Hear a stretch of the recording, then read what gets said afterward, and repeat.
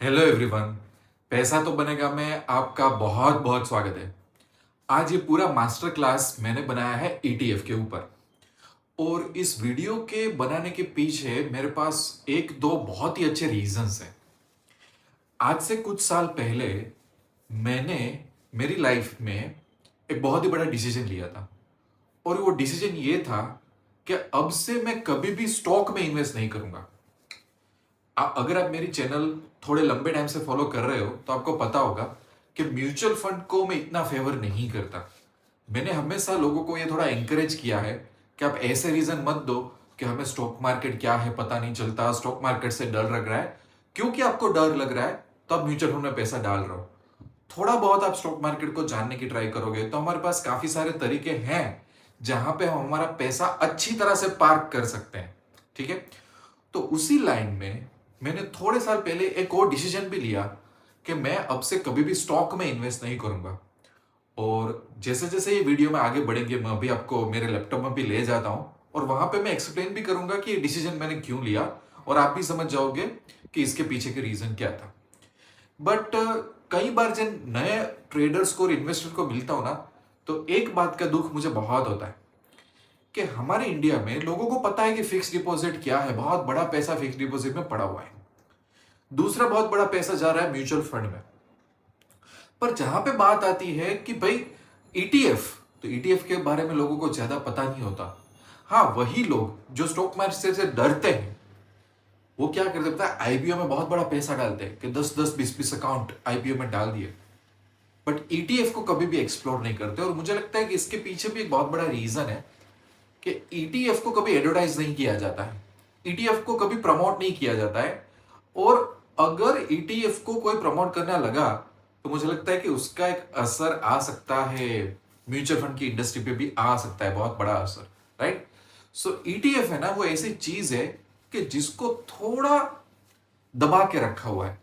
So I want कि एक ऐसा वीडियो बनाया जाए जिसमें ईटीएफ के बारे में बेसिक तो डिस्कस किया जाए, बट ईटीएफ के थ्रू हम क्या क्या कर सकते हैं, क्या वो एक बहुत अच्छा अल्टरनेटिव बन सकता है हमारी इन्वेस्टमेंट जर्नी में, और जिसके ऊपर कुछ लाइफ में रिलायबल हम डिसीजन ले सकते हैं। तो उसका आंसर हाँ है। और वही चीज मैंने समझाने की कोशिश की है पूरा मास्टर क्लास में। मैंने बहुत सिंपल लैंग्वेज में यही समझाने की ट्राई की है। तो शुरुआत करते हैं, लैपटॉप पे जाते हैं और अच्छी तरह से इसको समझने की ट्राई करते हैं। ओके, तो अब हम आ गए मेरे लैपटॉप पे और बहुत ही प्रैक्टिकल तरीके से हम डिस्कस करेंगे कि ये ईटीएफ होते क्या है। ईटीएफ और स्टॉक, तो दोनों में आज के समय में क्या सेंस बन रही है, क्या चूज करना चाहिए, इंडिया में कितने ईटीएफ है, ईटीएफ के अलग अलग टाइप्स को समझने की ट्राई करेंगे। फिर ईटीएफ और म्यूचुअल फंड के कॉस्ट को भी कंपेयर करेंगे। ईटीएफ का जो टैक्स स्ट्रक्चर होता है उसको भी समझने की कोशिश करेंगे। ईटीएफ को हम प्लेज कर सकते हैं, प्लेज करके अपनी कैपिटल कैपिटल 2 टाइम्स कर सकते हैं। वो कैसे करेंगे वो भी हम सीखेंगे। और ईटीएफ का अगर पोर्टफोलियो बनाना हो तो हमारी थॉट प्रोसेस क्या होनी चाहिए। तो मुझे है ना, थियोरेटिकल वीडियो बनाने का कोई शौक नहीं है, मुझे बिल्कुल पसंद नहीं है। मैं चाहता हूं कि जितने भी लोग ये ईटीएफ का वीडियो देखें तो आपकी लाइफ में कुछ प्रैक्टिकल इंसाइट ऐड होगी, ये एक मेरा एम रहेगा। ठीक है। तो बहुत ही सिंपल तरीके से स्टार्ट करते हैं ताकि बेसिक भी कवर हो जाए। जो लोग अब पहली बार ईटीएफ का नाम सुन रहे हैं उनको भी पता चल जाए कि ईटीएफ होता क्या है। देखो, बहुत ही इंटरेस्टिंग तरीके से एक सिंपल एग्जांपल लेता हूं तो काफी सारी चीजें आपको समझ में आ जाएगी। देखो, यहाँ पे मैंने निफ्टी 50 का एक 1 डे का चार्ट ओपन किया है। अब निफ्टी 50 क्या होता है, निफ्टी 50, ठीक है। निफ्टी 50 मतलब कई बार हम अपने फैमिली में, हम अपने कलीग्स में, फ्रेंड्स में पूछते हैं ना कि इंडिया का मार्केट कैसा चल रहा है। तो जब इंडिया का मार्केट कैसा चल रहा है तो उसके लिए आपको गूगल में सर्च करना पड़ता है निफ्टी 50 जिसको बोलते हैं। तो पता चल रहा है जैसे कि अभी जो लास्ट क्लोजिंग हुआ था वो 25,114 पे हुआ था और 108 पॉइंट अप था। तो राइट, तो इसके बेस पे हम इंडिया का मार्केट कैसा चल रहा है वो ट्रैक रखते हैं। अब ये चीज आई कहां से और इसका क्या इंपॉर्टेंट है। देखो, पूरे अगर इंडिया ले लें, पूरे इंडिया, तो उसमें काफी सारी कंपनियां हैं। राइट, जैसे रिलायंस ले लो, जैसे एसबीआई ले लो, जैसे इंफोसिस ले लो, जैसे डी मार्ट का स्टॉक ले लो। हजारों हजारों कंपनियां हैं। बट कुछ कंपनियों को इसमें से चुना गया है, जैसे कि 50 कंपनियों को। और ये 50 कंपनियों को चूज किसने किया है, एनएससी। अब एनएससी क्या है, नेशनल स्टॉक एक्सचेंज है हमारा, है ना। सो उन्होंने क्या बोला कि इतनी बड़ी कंट्री है और इतनी हजारों कंपनियों है, तो इसमें से कुछ फॉर्मूला लगा के 50 कंपनियों को चूज कर दें ताकि वो इंडिया को रिप्रेजेंट कर सके। जैसा कोई स्कूल में होता है ना कि स्कूल के 10 बच्चों को बोला जाता है कि आप स्कूल को रिप्रेजेंट करो, तो कुछ उस तरीके से। तो क्या होता है कि अगर इन कंपनियों का परफॉर्मेंस है उसको हम ट्रैक में रखेंगे ऑल ओवर, तो पता चल जाएगा कि इंडिया का मार्केट करता क्या है, मोटा मोटा पता चल जाएगा कि हाँ भाई इंडिया का मार्केट करता क्या है। जैसे कि अगर मैं यहाँ पे 6 मंथ्स पे क्लिक करूं तो पता चल रहा है कि यार इंडिया का मार्केट 6 मंथ से तो धीरे धीरे ऊपर ही जा रहा है, राइट। उसी तरह से अगर 1 ईयर में क्लिक करूं तो पता चल रहा है कि यार पहले 6 मंथ डाउन था, अब ये 6 मंथ अप जा रहा है, राइट। तो ऐसा आप यहाँ बैठे बैठे हांगकांग का मार्केट का भी पता लगा सकते हो, यूएसए के मार्केट को भी पता लगा सकते हो। हर एक जो कंट्री है वो बोलता है कि ठीक है हमारी कंट्री है, उसमें हजारों कंपनियां हैं, तो कुछ कंपनियों को रिप्रेजेंट करने का मौका देते हैं। तो क्या होता है, एक एक सेकंड में पता चल जाता है कि भाई मार्केट क्या कर रहा है ना। एक जैसे कि आप बहुत बड़ी स्कूल में जाओगे और उस स्कूल में अगर 800 बच्चों हो गए तो आपको 800 बच्चों को कैसे पूछोगे। उसकी जगह आप एक एवरेज जो उनका रिजल्ट होता है उस पर फोकस करोगे तो आपको पता चल जाएगा कि ये स्कूल क्या कर रही है, बहुत इजीली पता चल जाएगा, राइट। तो ये बोलते हैं ना परफॉर्मेंस रिपोर्ट जैसा है, वो वैसा ही है, ठीक है। अब हमें इतना पता चला कि ये जो कंपनियां हैं वो 50 कंपनियां हैं, कोई ना कोई फॉर्मूला से इसको सिलेक्ट किया जाता है ताकि इंडिया को ये रिप्रेजेंट कर सके, ठीक है। तो अच्छी बात है। अब यहाँ पे क्वेश्चन है कि अभी तक आपके पास ऑप्शन क्या था इन्वेस्ट करने का। तो हम लोग क्या करते थे, जैसे कॉमन बंदा होता वो क्या करेगा कि फिक्स डिपॉजिट में पैसे रख जाएगा, 6-7% उसको मिलेगा। या तो वो बोलेगा कि नहीं नहीं ये म्यूचुअल फंड में मैं पैसा डाल रहा हूँ, आईसीआईसी के म्यूचुअल फंड में डाला, एसबीआई के म्यूचुअल फंड में डाला, ऐसा पैसा डालेगा तो करीब 11% 12% का एक एवरेज रिटर्न हाथ में आएगा। दूसरा वो क्या कर सकता है कि डायरेक्ट वो परचेस करे कि हाँ एक काम करता हूँ, मुझे रिलायंस का स्टॉक परचेस करना है, मैं खुद ही परचेस कर लूंगा उसको, है ना। तो ये रिलायंस का स्टॉक ऐड करेगा, फिर बोलेगा कि नहीं नहीं मुझे एसबीआई में भी इंटरेस्ट है, तो एसबीआई को परचेस करेगा। फिर बोलेगा कि हाँ मुझे पीडीलाइट करके जो फेविकॉल वाली कंपनी है उसमें भी मुझे इंटरेस्ट है, तो वो सर्च करेगा और वो बाय करेगा। जैसे यहाँ पे रिलायंस पे बाय करेगा तो रिलायंस का एक टुकड़ा मतलब एक शेयर आ रहा है 1400 रुपए में, राइट। तो यहाँ पे आप इन्वेस्ट कर सकते हो, उसी तरह से आप पीडीलाइट में इन्वेस्ट करोगे, एसबीआई में इन्वेस्ट करोगे, ठीक है। पर एक ऑप्शन है जिसको बहुत सारी जगह बोला नहीं जाता, जानबूझ के उसको प्रमोट नहीं किया जाता है, वो है ईटीएफ। अब ईटीएफ क्या होता है, बहुत सिंपल तरीका मैं आपको समझाता हूँ, प्रैक्टिकल एग्जांपल।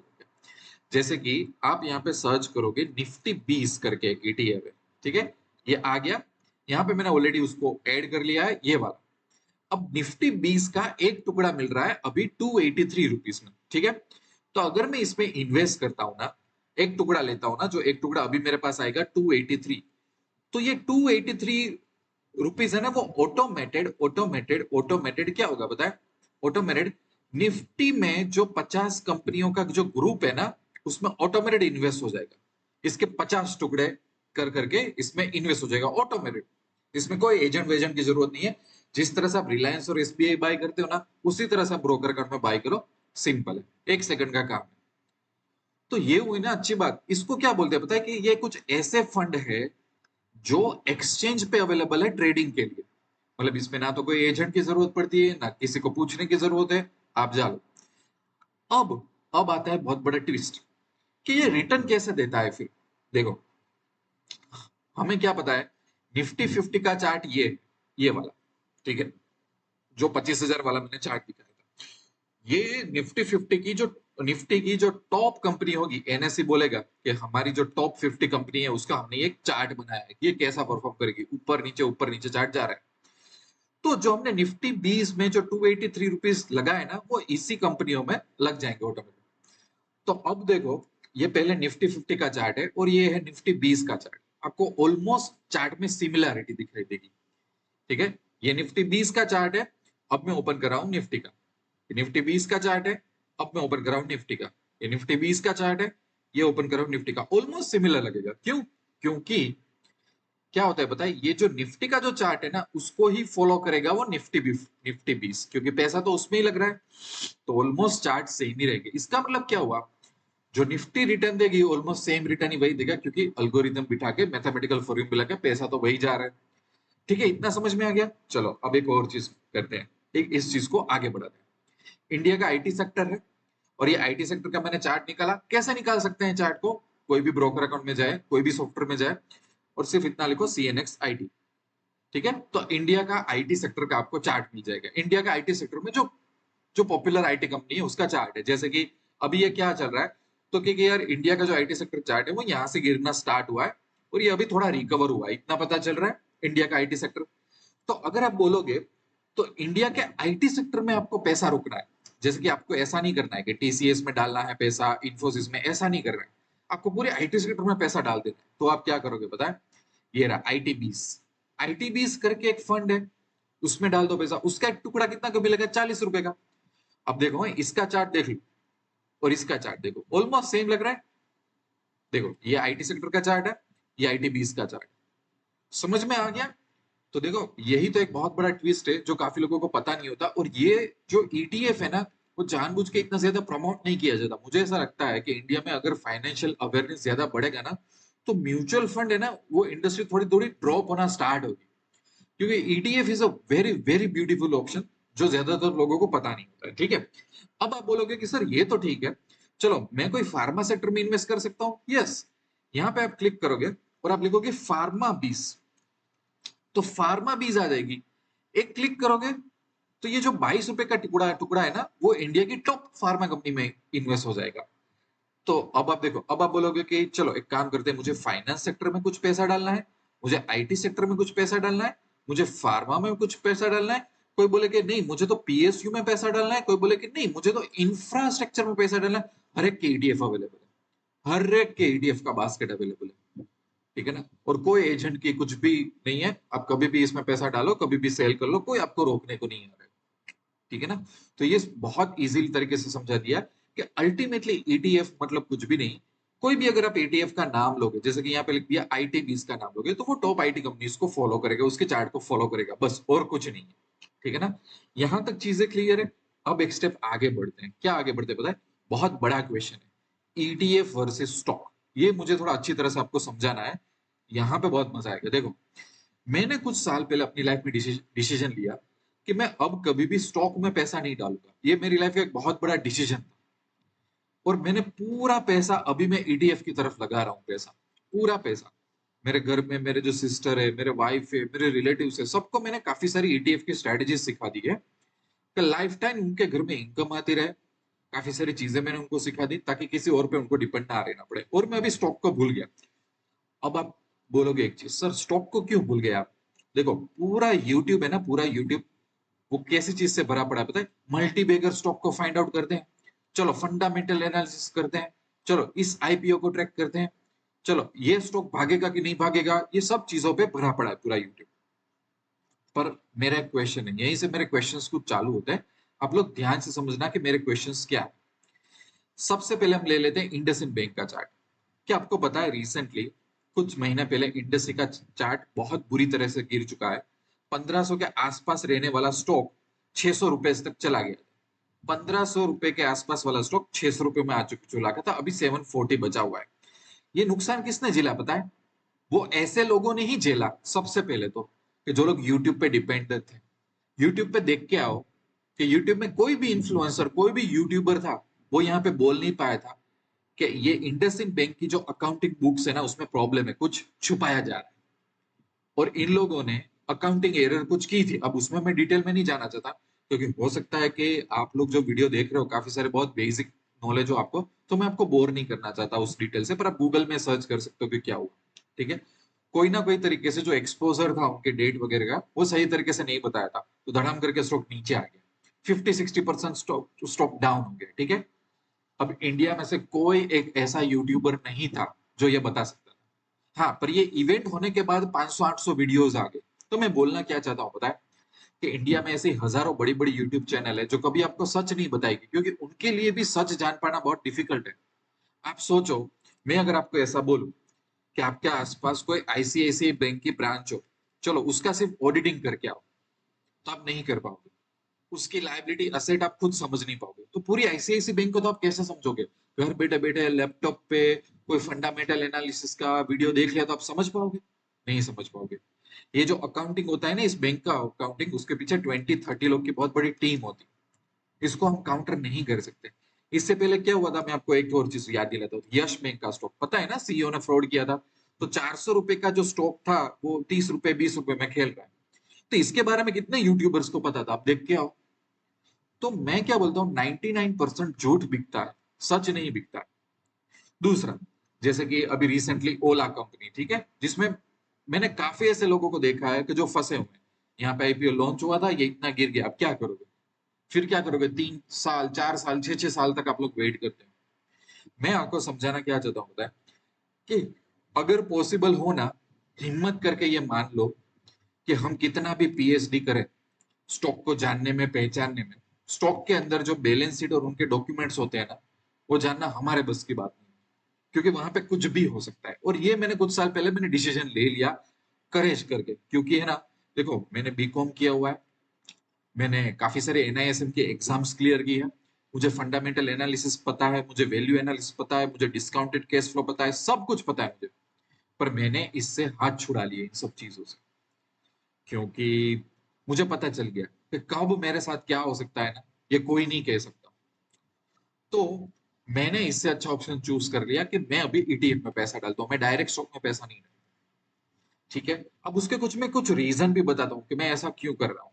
देखो, जैसे कि आपने पैसा डाला है, रिलायंस में डाला, आपने एक्सिस बैंक में डाला, आपने पीडी लाइट में डाला, आपने एशियन पेंट्स में डाला, और आपने इंडसइंड बैंक में डाला। इस तरह से आपने एक पोर्टफोलियो बनाया। अब इंडसइंड बैंक खुद 50% गिर गया, तो पूरे पोर्टफोलियो की तो बैंड बजेगी। उसकी जगह जब मैं निफ्टी के ईटीएफ में डालता हूं ना, निफ्टी 20 में डालता हूं ना, तो वो क्या करता है, मेरे पैसे के टुकड़े करके ये 50 कंपनियों में डाल देता है। अगर इनमें से कोई कंपनी ने फ्रॉड किया, तो इसका परफॉर्मेंस सही नहीं है, तो उनका जो बकेट होता है ना, उसमें से उस कंपनी को निकाल देते हैं और नई अच्छी कंपनी को डाल देते हैं।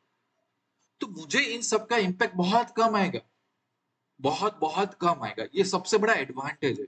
और ईटीएफ हमेशा इवेंचुअली अप जाता है। क्यों? क्योंकि जो खराब कंपनी है, जो फ्रॉड कर रही है, स्कैम कर रही है, या तो इंडिया के मार्केट के हिसाब से परफॉर्म नहीं करती, वो निकल जाती है। उसकी जगह कोई और, क्योंकि फॉर्मूला के बेस पे चल रहा है ना। तो अगर तुम परफॉर्म नहीं करोगे तो उस ग्रुप में से निकल जाओगे। तो हमारा जो पैसा है ना, जो जा रहा है ना टुकड़े टुकड़े करके ईटीएफ में, वो हमेशा अच्छी कंपनी में जाएगा। तो जो ये इतना गिरता है ना मेरा पोर्टफोलियो, मेरे को सिर्फ इतना ही इंपैक्ट आएगा, ये पूरा इंपैक्ट नहीं आएगा। है ना, समझ गया? ये बहुत बड़ा रीजन है, ये समझने में शायद आपको सालों लग जाएंगे, पर मैंने मेरा एक थॉट प्रोसेस बना लिया। ठीक है, तो अभी का समय है ना, अभी का समय ईटीएफ का, मैं ऐसा मान, और अभी नेक्स्ट 5-10 ईयर्स में तो ईटीएफ की बहुत ज्यादा मांग बढ़ने वाली है। ठीक है, अभी का टाइम आ गया है कि आप ईटीएफ पे फोकस करो। अब आप बोलोगे कि सर इसमें मजा की क्या बात है? देखो, अभी तीसरा आ रहा है ईडीएफ इन इंडिया। अभी मैं आपको समझा दूंगा आपके पास कितने ऑप्शन है कि आप अच्छी तरह से इसमें से पैसा इन्वेस्ट कर सकते हैं। यहाँ पे मैं चला जाता हूँ एनएससी की वेबसाइट में। एनएससी की वेबसाइट में ये लिंक है ना, वो सेव कर लेना, या तो गूगल में सर्च करना, आपको ईटीएफ का पूरा लिस्ट मिलेगा। और अभी इंडिया के पास 250 के आसपास ईटीएफ है ना, 250 के आसपास ईटीएफ है। मैं यहाँ पे उसको ओपन करता हूँ, थोड़ा है ना साइट को रिफ्रेश करना पड़ेगा, कई बार एनएससी का सर्वर थोड़ा स्लो चलता है। ठीक है, ओके, तो ये आ गया, इतने सारे ईटीएफ है, 250 ईटीएफ है, देखो, है ना। तो आपके पास इतने सारे ईटीएफ चूज करने की सुविधा है। अब एक स्टेप आगे जाते हैं। ठीक है, जैसे कि कोई बंदे को गोल्ड में पैसा डालना है, तो गोल्ड बीस करके ईटीएफ है, जिसकी वैल्यू है 91 रुपीज का एक टुकड़ा आपको मिलेगा। पर इसका जो चार्ट है ना, वो भी गोल्ड को ही फॉलो करेगा। तो आप समझ लो कि आपको घर से बाहर निकलकर ज्वेलर्स को पैसा नहीं देना है। पर अगर आपको लग रहा है ना कि आए दिन मेरे पास कुछ पैसा पड़ा रहता है, तो 90 रुपीज के टुकड़े में आप पैसा डाल दो। चाहे 100 रुपये डालना हो तो 100 रुपये डालो, 500 डालना हो तो 500, 5,000 डालना हो तो 50,000 डालना हो तो 50,000। ऐसे भी काफी सारे इन्वेस्टर है इंडिया में, जो बोलते हैं कि दिवाली स्टार्ट हुई, या रक्षाबंधन हुई, या दशहरा हुआ, कोई भी ओकेजन पे, अलग अलग स्टेट में हमारे अलग अलग ओकेजन होते हैं कि जब गोल्ड बाय किया जा सकता है, तो वो लोग चुपके से आके ईटीएफ में बाय कर लेते हैं। उससे दो फायदा है, हमें ज्वेलर्स के पास जाने की जरूरत नहीं है, फिर भी ये चार्ट गोल्ड को फॉलो करेगा। और कभी भी पैसा चाहिए ना, तो विड्रॉ कर लो, एक दिन में पैसा आ जाएगा आपके। No need to worry about it. उसी तरह से क्या आपको पता है, सिल्वर का भी ईटीएफ है। सिल्वर ईटीएफ है, देखो हमारे पास सिल्वर ईटीएफ, सिल्वर का भी ईटीएफ है। अगर आप पैसा डालना चाहो तो सिल्वर में भी डालो पैसा, कौन मना कर रहा है? अब देखो ईटीएफ की दुनिया कितनी बड़ी हो गई, समझ आ रहा है आपको? तो आप अगर पोर्टफोलियो बनाना चाहते हैं तो बना सकते हो, ऐसा बिल्कुल भी नहीं है कि सर निफ्टी 20 तो 50 कंपनियों में एक साथ करती है तो मुझे तो एवरेज रिटर्न मिलेगा। कोई जरूरी नहीं है। आप आईटी कंपनी ले लो ना, वो स्ट्रॉन्ग ही है। साथ में गोल्ड या सिल्वर ले लो ना। अगर आपको फार्मा कंपनी चाहिए तो वो ले लो ना। सब कुछ हो सकता है, no need to worry about anything. ठीक है। अब जैसे कि एक ग्रो की एक लिंक है, काफी सारी ऐसी वेबसाइट है, वहां पे मैं आ गया। तो फॉर एग्जाम्पल मेरे पास निफ्टी 50 के मुझे ईटीएफ जाने, तो अलग अलग कंपनियां लॉन्च कर दी, जैसे कोटक का भी निफ्टी 50 का ईटीएफ होगा, निप्पॉन का भी होगा। आपको जहां सही लगे वहां पे पैसा डालो। सब लोग फॉलो तो करेंगे सेम चीज। ठीक है। अब आपको लग रहा है कि नहीं मुझे इंटरनेशनल इन्वेस्ट करना हो, तो इंटरनेशनल ईटीएफ भी है। जैसे कि एक ईटीएफ है हमारे पास, माफ है।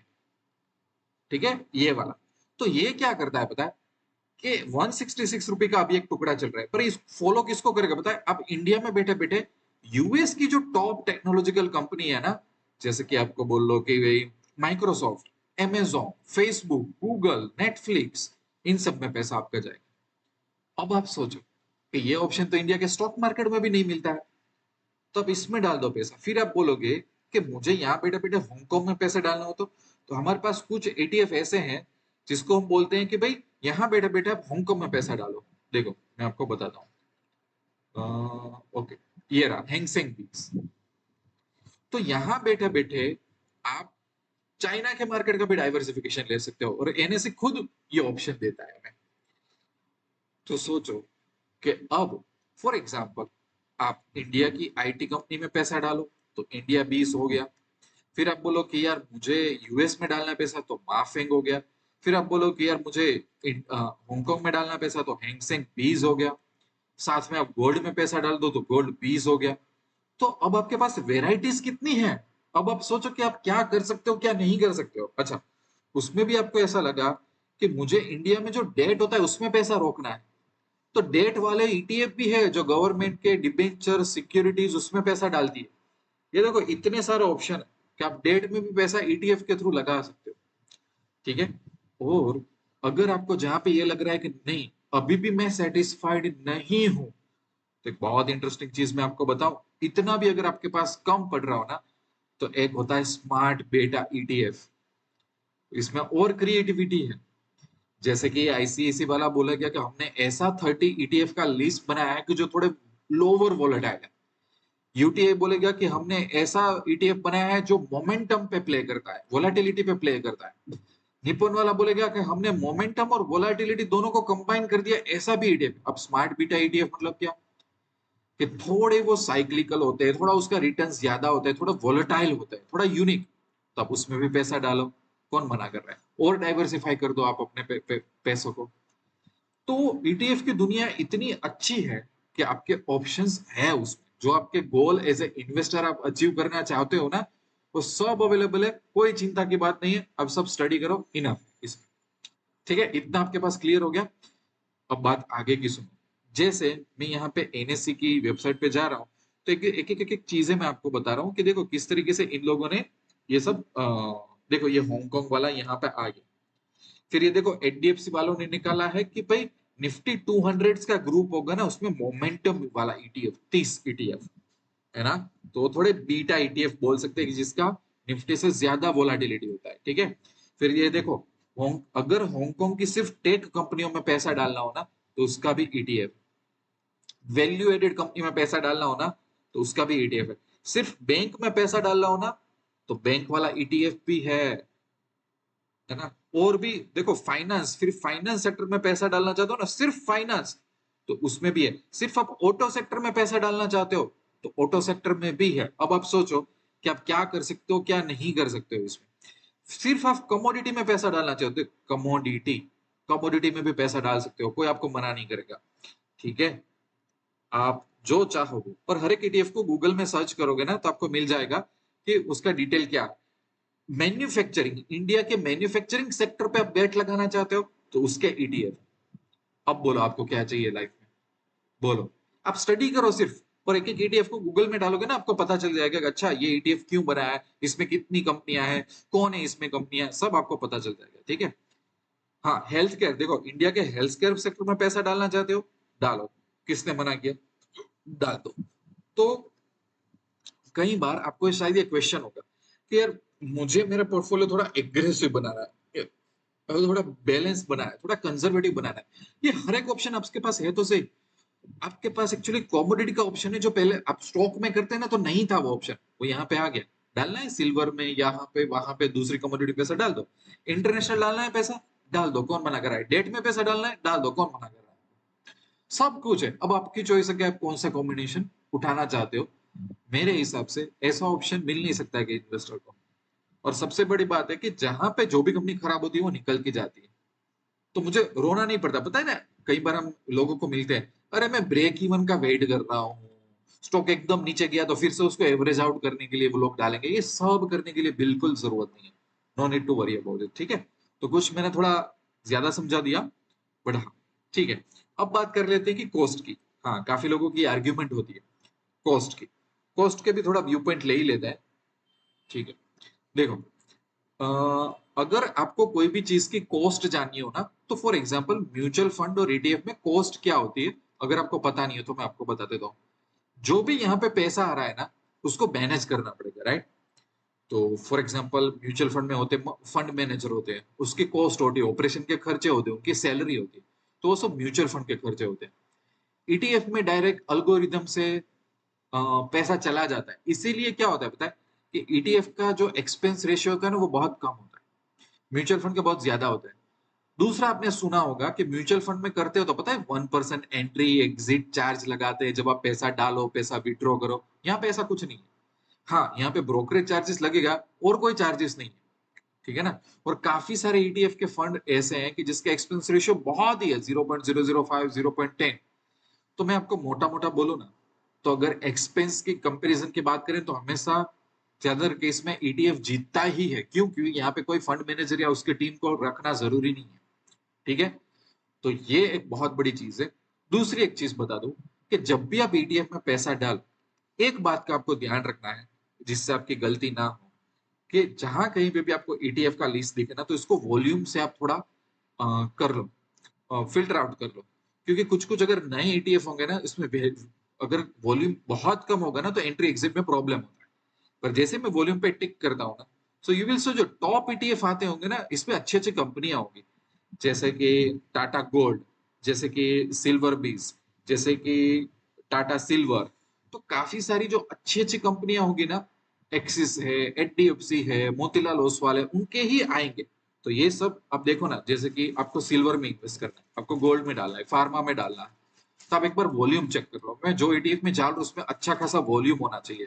ऐसा नहीं कि आप वॉल्यूम के लास्ट चक्कर में बैठे हुए हो, तो जब आप एग्जिट करने जाओगे तो आपको इतना वॉल्यूम नहीं मिलेगा। तो आपको देख लेने का, जहां पे वॉल्यूम ज्यादा हो वही वाला ईटीएफ सिलेक्ट करो। और वही वाले होंगे axis, ICICI, HDFC, Motilal Oswal, Tata. ये सब बहुत ही जानी पहचानी कंपनी है, उनके ईटीएफ में पैसा डालो, आपको कभी भी कोई इश्यू नहीं होगा, ठीक है। ओके, अब यहाँ से एक पॉइंट हम आगे बढ़ जाते हैं, कि अगर ईटीएफ में मैं पैसा डाल रहा हूँ, तो ईटीएफ का टैक्स स्ट्रक्चर, ज्यादातर टैक्स स्ट्रक्चर म्यूचुअल फंड से ही मेल खाता है। पर फिर भी मैं आपको रिवाइज करा देता हूँ। जैसे कि आप इक्विटी ईटीएफ में डालोगे ना, जैसे मैंने नहीं बोला कि आईटी बीज, फार्मा बीज में आप पैसा डालो, बैंक बीज में पैसा डालो, तो short term capital gain tax और long term capital gain tax जो जिस तरह से लगता है उस तरह से आपको लगेगा, जो बजट में जो अनाउंस होता है वो। अगर आप डेट वाले ईटीएफ में डालोगे ना पैसा, तो जिस तरह से अभी तो इंडेक्स बेनिफिट नहीं रहा, आपके इनकम स्लैब स्लैब होगा ना, उस हिसाब से आपको लगेगा। उसी तरह से गोल्ड और दूसरे ईटीएफ में डालोगे ना, तो उसको इक्विटी ईटीएफ नहीं दे, इक्विटी नहीं माना जाता है, कमोडिटी माना जाता है। तो डेट में जिस तरह से टैक्स पे करते हो ना अपने स्लैब के हिसाब से, उसमें उसी तरह आप यूएसए में या तो हांगकांग में अपना पैसा डालते हो ना, तो अगेन उसको इक्विटी की तरह नहीं देखा जाता, आपके जो टैक्स रेट है उस तरीके से आपको बेनिफिट मिलता है। फिर भी कई बार क्या होती है, हर कुछ महीने ये सब गाइडलाइंस चेंज होती रहती है। एक बार अपने सीए से एक बार क्रॉस चेक करवा लो कि भाई क्या होगा। क्योंकि अभी मैंने वीडियो डाल दिया, शायद मेरे समझने में कुछ मिस्टेक है, या तो आपका सीए का थॉट प्रोसेस अलग है जो बजट में जो गाइडलाइंस दी गई है। तो एक बार, हमेशा ये सब चीजें होती ना, हर 3-6 महीने चेंज होती रहती है, तो एक बार पूछ लेना। पर ठीक है, जो नॉर्मल असेट क्लास है उसी जैसा है, ऐसा कुछ खास इसमें है नहीं कि बहुत ही यूनिक टैक्स स्ट्रक्चर है। तो ठीक है, ठीक है। अब आगे जाते हैं, और एक इंटरेस्टिंग चीज मैं आपको समझा देता हूँ, कि एक बहुत ही इंटरेस्टिंग चीज है जो मैं काफी ट्रेडर को सिखाता हूँ, जिसको मैं बोलता हूँ ईटीएफ प्लेजिंग। यहाँ पे आपकी कैपिटल डबल हो जाती है। कैसे? अगर आपको शायद पता हो, तो देखो, एक चीज होती है जिसको हम बोलते हैं प्लेज। तो प्लेज में क्या होता है, मैं एक चीज आपको बताता हूँ। जैसे रिलायंस में आपने 1 लाख का इन्वेस्ट किया, ठीक है, फिर आपको लगा एक्सिस बैंक में भी मैं 1 लाख कर देता हूँ, ठीक है, फिर आपको लगा इन्फोसिस में भी मैं 1 लाख का ऐसे कर देता हूँ, तो आपका पोर्टफोलियो कितने लाख का बना? 3 लाख। तो हर एक ब्रोकर अकाउंट में प्लेजिंग का ऑप्शन होता है। इसको आप प्लेज करोगे ना, तो करीबन करीबन 80-90% अमाउंट आपको मार्जिन में ट्रेड करने के लिए फ्री मिलती है। तो समझ लो कि मेरे पास आ गए 2,70,000, ये मेरे अकाउंट में दिखेंगे कि क्योंकि मैंने इसको प्लेस किया है ना, तो 2,70,000 की कैपिटल मेरे अकाउंट में आएगी। इसको मैं एफएनओ वगैरह में इसको मैं ट्रेडिंग के लिए यूज कर सकता हूँ। तो काफी स्मार्ट ट्रेडर क्या करते हैं पता है, अपने पोर्टफोलियो में पैसे पैसा डालते हैं, इसको प्लेज करते हैं, फिर इस अमाउंट से ट्रेड करते हैं। तो इसका मतलब क्या हुआ, 3 लाख की कैपिटल हो गई 5,70,000, और प्लेजिंग पे जीरो इंटरेस्ट होता है। ये ध्यान रखना। अगर इंडिया में कोई ब्रोकर आपको बोलता है ना कि प्लेजिंग के लिए मुझे इंटरेस्ट दो, तो सीधा सेबी को रिपोर्ट करो। प्लेजिंग पे जीरो इंटरेस्ट होता है, ये फ्री कैपिटल है। तो मैं क्या करता हूं पता है, अगर आप स्टॉक को प्लेस करने गए ना, और उसमें से कोई एक स्टॉक खराब निकल गया ना, तो जो आप कैपिटल डबल करने की ट्राई कर रहे थे और उस रिटर्न कमाने की ट्राई कर रहे थे ना, वहां पे बैंड बजेगी आपकी। तो मैं क्या करता हूँ, पहले एक पर्टिकुलर सिस्टम से ईटीएफ में पैसा डालता हूँ, ठीक है, फिर इस ईटीएफ को मैं प्लेस करता हूँ, और उसमें से मैं ट्रेडिंग करता हूँ। तो क्या हुआ, अगर मेरे पास 10 लाख है ना, तो मेरी कैपिटल कितनी हो जाएगी बताए, 20 लाख जितनी हो जाएगी इन टोटल मेरी कैपिटल, ठीक है। और ये जो ईटीएफ है ना 10 लाख वाला, उसमें से मैं स्विंग ट्रेडिंग फॉलो करके कुछ ना कुछ ईयरली रिटर्न कमाने की ट्राई करूंगा। ऑन टॉप ऑफ दैट जो एडिशनल जो 10 लाख आए ना ट्रेडिंग करने के लिए एफएनओ, उसमें से मैं रिटर्न कमाने की ट्राई करूंगा। तो एक बहुत बड़ा स्मार्ट वर्क हुआ ये, जो काफी लोग मिस आउट करते हैं। और मैंने जानबूझ के प्लेट स्टॉक में क्यों नहीं किया, कभी भी कोई स्टॉक 10% 30% डाउन चला गया तो मैं क्या करूंगा। So it's not a smart thing to do. तो अगर आपको प्लेजिंग करके अगर ट्रेड करना हो डबल कैपिटल से, तो ईटीएफ में डाल दो पैसा, डाइवर्सिफाई कर दो 8-10 ईटीएफ में, उसमें कोई स्विंग ट्रेडिंग की सिस्टम लगा दो। तो क्या होगा बताए, धीरे धीरे इसमें पैसा डालते रहो जो प्लेजिंग किया है। अब देखो, मैं ना एक अकाउंट बताता हूँ। यहाँ पे मैंने क्या किया हुआ है, यू विल सी होल्डिंग में, यू विल सी कुछ ईटीएफ दिख रहे हैं आपको, दिख रहे हैं। तो मेरा कंटिन्यूअसली काफी सारे मेरे फैमिली के अकाउंट में ईटीएफ होते रहते हैं। ईयरली में कुछ ईटीएफ में से 15-18% कमाने की ट्राई करता हूँ। जो मेरे पास एक दो सिस्टम है, मुझे वो दे देती है सिस्टम, ठीक है। और ये जो पैसा प्लेस किया उससे ट्रेड करो आप आराम से, no need to worry about it. Double हो गया चीजें। और मैं स्टॉक के चंगुल में से बाहर आ गया। मेरे लिए कौन सा स्टॉक क्या कर रहा है, मल्टी बेगल स्टॉक, 100 रुपए का स्टॉक 1000 रुपए कब होगा, मुझे ये सब नहीं चाहिए। मुझे धीरे धीरे धीरे वेल्थ बनानी है, मुझे कंसिस्टेंस वेल्थ बनानी है अगले 20-25 साल के लिए, मेरा टारगेट वो। मुझे इन सब के वीडियो से इतना बड़ा एनालिसिस करना हो, आईपीओ के पीछे पड़ो, इनसे कोई मतलब नहीं। कब जाके कौन सा सीईओ क्या कर बैठे, वी डोंट नो। ट्रम्प कुछ भी बोले, कोई भी स्टॉक 5% 10% डाउन चला जाता है, पूरा मार्केट क्रैश हो जाता है। मैं कितनी जगह पे ध्यान रखूं, मुझे लाइफ में ऐसा कोई हेडेक लेना ही नहीं है। मेरे को सिंपल, रिलायबल, कॉन्फिडेंट वाले कंपाउंडिंग जहां पे रिटर्न मिले, ऐसी एक पैसिव सिस्टम चाहिए जो मैंने बना लिया, और आप भी बना सकते हो। गाइडेंस चाहिए तो मुझे मैसेज करना, मैं आपको गाइड करूंगा, ठीक है। पर हाँ, इस तरीके से होता है। और कोई भी ब्रोकर में आप जाओ और ऐसा लिखो, जैसे कि मैं यहाँ पे फायर्स में हूँ, तो फायर्स में ऐसा लिख रहा हूँ, तो प्लेज, तो प्लेज का ऑप्शन आता है। अगेन, प्लेज के रूल एनएससी के है, कोई ब्रोकर के नहीं है, ध्यान रखना। कोई भी ब्रोकर आपसे पैसा नहीं ले सकता, ये आप ध्यान रखना, ठीक है। तो आपके जो भी यहाँ पे स्टॉक होंगे, जो भी ईटीएफ होंगे ना, उसका एक पेज आ जाता है जहां से आप कर सकते हो प्लेज। ये मेरे 3 ईटीएफ है ना, देखो ये प्लेज का ऑप्शन आ रहा है ना, 90% 92% यहाँ पे प्लेजिंग मुझे मिलेगा, देखा। तो आप आसानी से कर सकते हो। और मैंने बहुत कम इंडिया के इन्वेस्टर्स को ये फॉलो करते हुए देखा है। काफी लोगों को तो ईटीएफ का कंसेप्ट ही नहीं पता है। अभी तक एफडी, अभी तक म्यूचुअल फंड की दुनिया में खोए रहे। ईडीएफ की दुनिया में कभी कुछ टेस्ट करके देखो, आपको पता चलेगा ये कितनी ब्यूटीफुल दुनिया है। ग्लोबल डाइवर्सिफिकेशन लेके देखो, आपको पता चलेगा कि आपको बैठे रहने की जरूरत नहीं, ठीक है। और इस तरह से प्लेज करो, लाइफ में डबल तरीके से कमाने की ट्राई करो। जहां पे फ्री मिलता है उसको ले लो, आप अच्छी तरह से मैनेज कर लो, पर एक सिस्टम आपकी होनी चाहिए, ठीक है। यहां तक चीजें क्लियर है, ठीक है। अब एक और चीज बच गई, जो ईटीएफ पोर्टफोलियो। अब देखो, दो चीज बहुत सिंपल तरीके से बताता हूँ कि ईटीएफ को आप कैसे इंक्लूड कर सकते हो। लेट्स से कि अभी भी आप एक ऐसे इन्वेस्टर हो जो बोलता है कि आप तो क्या बातें कर रहे हो, आप तो लोगों को गुमराह कर रहे हो, हमारे लिए स्टॉक तो सही है, मैं अभी भी हम स्टॉक में इन्वेस्ट करेंगे, म्यूचुअल फंड में इन्वेस्ट करेंगे, गोल्ड में इन्वेस्ट करेंगे, कोई इश्यू नहीं है। ठीक है, आप इसमें इन्वेस्ट करो और आपका 20% के आसपास आप ईटीएफ में भी इन्वेस्ट करो, कौन मना कर रहा है आपको? पर इसका एक्सपोजर लो, मैं ये बोलता हूँ। तो ये एक तरीका हुआ कि आप अपने ओवरऑल इन्वेस्टमेंट में इसको कैसे इंक्लूड कर सकते हो। अगर आपको लग रहा है कि नहीं नहीं ये चीज सही है, मैं अभी ईटीएफ का स्टैंड अलोन पोर्टफोलियो बनाना चाहता हूँ, तो जो निफ्टी 50 वाले ईटीएफ है, सेक्टरियल ईटीएफ है, IT sector, pharma, PSU, health care, auto, जहां पे आपको एक्सपोजर लेना है वो ले लो। कमोडिटी के ईटीएफ चूज कर लो। इंटरनेशनल जो ईटीएफ है उसको चूज कर लो। कुछ स्मार्ट बीटा ईटीएफ जो पर्टिकुलर वोलाटिलिटी या तो थीम पे होते हैं उसको भी आप चूज कर लो और अपना अच्छा पोर्टफोलियो बना सकते हो। और इस चीज पे वर्क करो तो प्लेजिंग का बेनिफिट लो, आराम से लो और एंजॉय करो लाइफ को। ठीक है, तो ये बहुत ही एक सिंपल वीडियो बनाया जिसमें मैंने काफी सारे जो कॉमन क्वेश्चंस देखे। ये क्वेश्चंस मैंने कहाँ से इकट्ठा किए कि जब कोई ट्रेडर मुझे मिलने के लिए आता है, मेरी मेंटरशिप में आता है, तो काफी लोगों को पता नहीं होता है कि ईटीएफ के बेस पे ऐसी सिस्टम्स बन सकती है कि जो एक ईयर खत्म हुआ ना तो एफडी, म्यूचुअल फंड सबको टक्कर मार के एक लॉन्ग टर्म रिटर्न देगी विदाउट स्ट्रेस। ऐसे काफी सारे सिस्टम बन सकती है पर लोगों को सिर्फ पता नहीं होता। और ग्लोबल डाइवर्सिफिकेशन इंडिया में बैठे बैठे ले सकते हो, वो भी लोगों को पता नहीं होता। प्लेज कर सकते हो, वो भी लोगों को नहीं पता होता।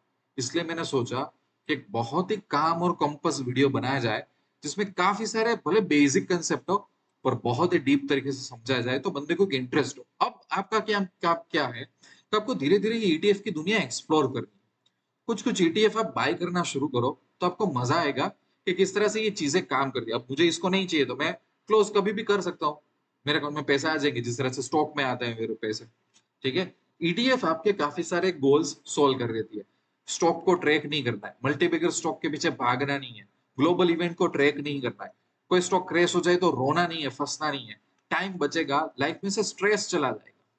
ये सभी प्रॉब्लम बहुत बड़े होते हैं, इसका एक सॉल्यूशन अगर एक हमें रूथलेस सिंपल सिस्टम देती है तो इसको यूज करना चाहिए। ठीक, ओके, सो अभी आपने पूरा मास्टर क्लास देख लिया होगा। हो सकता है कि आपके काफी सारे क्वेश्चंस के मैंने आंसर दे दिए। ठीक है, अब यहां से मैं आपको एनकरेज करता हूं कि धीरे धीरे ईटीएफ की दुनिया को एक्सप्लोर करो, धीरे धीरे उसको अपने इन्वेस्टमेंट का हिस्सा बनाओ। कहीं पे आपको मेजर क्वेरीज है, कुछ समझ में नहीं आ रहा है ना, तो आप मुझे पूछ सकते हो, मैं आपको गाइड करूंगा। दूसरी बात, लेट्स से कि आप स्टॉक मार्केट में हो, आप ट्रेडिंग कर रहे हो और आपको ट्रेडिंग में एक सीरियस ध्यान देना है, आपका कुछ गोल है स्टॉक मार्केट में, राइट? सो अहमदाबाद में सैटरडे या संडे को मैं मेंटरशिप देता हूं और वो भी 3 या 4 ट्रेडर्स को, ज्यादा नहीं। और क्योंकि मेरा अप्रोच रहता है पर्सनल मेंटरशिप का, जहां पे हर टाइप के ट्रेडिंग में मैं फोकस करवाता हूं और मैं जो मेरे अकाउंट में फॉलो करता हूं वही मैं ट्रेन करने की ट्राई करता हूं। और यहां पे अगर आपको बहुत बड़ा लॉस हुआ है, या तो आप प्रॉफिट लॉस के चक्कर में आए दिन फंस जाते हो, या तो आप स्टॉक मार्केट को एक सीरियस तरीके से देखते हो कि इनकम या तो वेल्थ बनाने का जरिया, तो मुझे ऐसा लगता है कि लॉन्ग टर्म में आपको एक मेंटर चाहिए होगा जिसका आप हाथ पकड़ सके। अगर आपका थॉट प्रोसेस ये है, ये मैच करता है और अगर आप सीरियस हो तो आप मुझे कांटेक्ट कर सकते हो। पैसा तो बनेगा कि साइड पे मैंने हर पेज पे कांटेक्ट अस का बटन रखा हुआ है, वहां से आप इंक्वायरी कर सकते हो। मेरी कंडीशन यही है कि आप अपनी लाइफ के लिए और आप इनकम या वेल्थ के लिए बहुत सीरियस होने चाहिए और मेंटरशिप के लिए आप कोचेबल होने चाहिए, तो मुझे ज्यादा मजा आएगा आपको कोच करने में। बाकी मिलते रहेंगे अच्छे अच्छे वीडियो में, तब तक के लिए wish you lots of love and happiness. Thank you very much.